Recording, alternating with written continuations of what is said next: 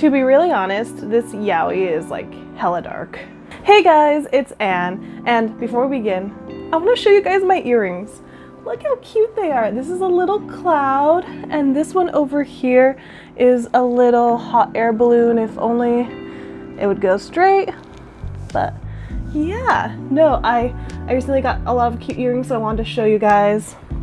But anyway, let's get into the video. So the other day, I was minding my own business, reading yaoi like I do because I'm a fujoshi. I love that stuff. And while I was scrolling through the recommended mangas, I found this one called Soine Lovers.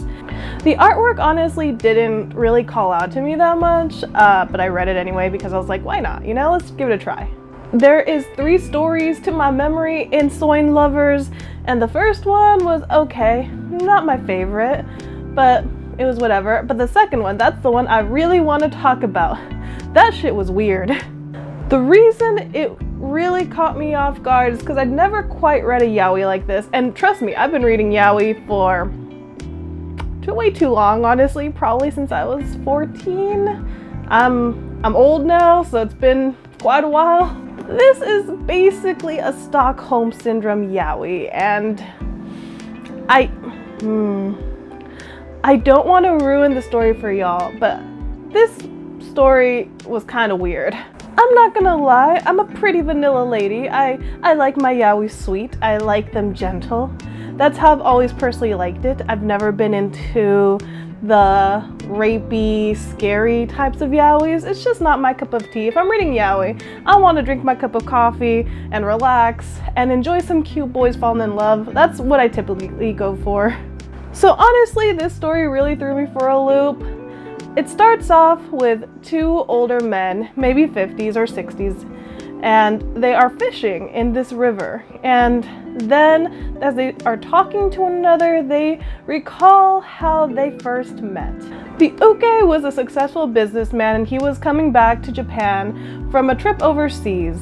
As soon as he lands, he gets a call from his wife, and she basically says it's over. She filed for divorce, and she hangs up and does not accept his calls anymore. And our boy is really shooken up. He's like, what the hell just happened? I can't call her, I can't contact her. So what does any sensible person do? They go out and they get drunk. So our boy, the uke, he gets blackout drunk, and that's when the seme comes in. The seme sees him, and boom, he abducts that boy. Our uke then wakes up in a interesting room. I'm gonna put some pictures up here. The roof has a whole bunch of bird cages, and a wall has all these newspapers. And when the uke gets up to go look at the walls, basically, he notices that the newspaper articles are all about him, which is pretty weird. You know, pretty weird. Another thing to note about this room is that there are no windows. It's completely dark.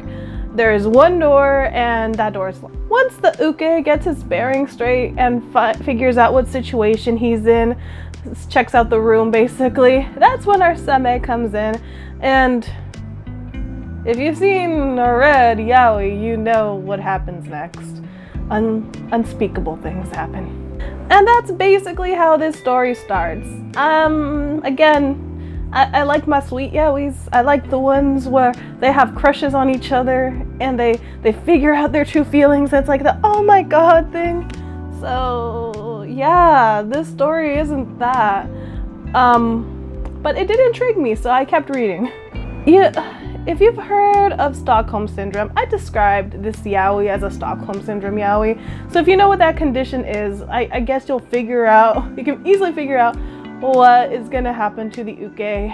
Yes, he does start caring for the seme, even though he's in this really, really messed up situation. Honestly, I did not like the seme at all, because even though he was in love with the uke, it was still a lot for me.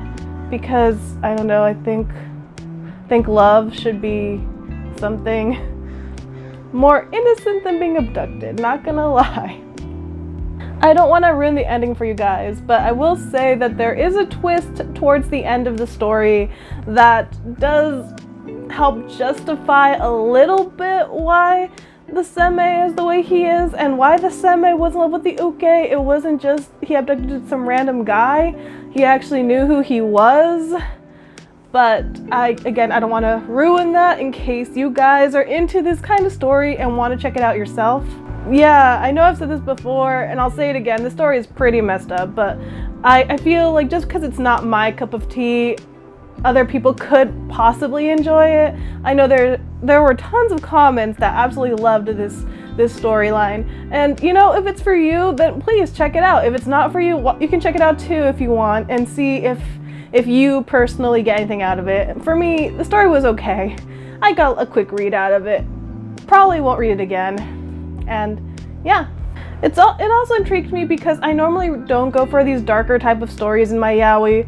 I do really like darker stories in general when it comes to like shonen, sometimes even shoujo. I really love dark themes, so that's why I thought I would give this manga a try. Anyway, that's all for the video. Leave a comment to tell me what you thought about it. Leave a like if you liked the video, and if you're feeling motivated, why don't you subscribe? Anyway, that is all. Thanks so much for watching. Hope to see you guys again. I'm Anne. Bye!